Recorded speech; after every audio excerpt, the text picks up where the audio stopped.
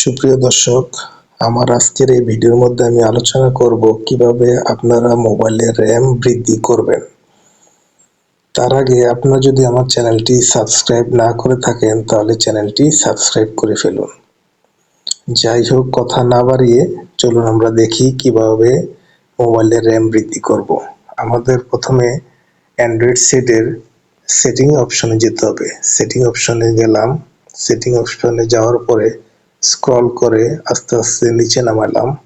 নিচে নামানোর পরে স্পেশাল ফাংশন নামে প্রোগ্রামটিতে ক্লিক করলাম। প্রোগ্রামটিতে ক্লিক করার পরে প্রথমে আছে মেম ফ্যাশন। এই মেম ফ্যাশনের মধ্যে ক্লিক করলাম। ক্লিক করার পরে এখানে সেডের র্যাম আছে 4GB আর ভার্চুয়াল র্যাম আছে 1GB।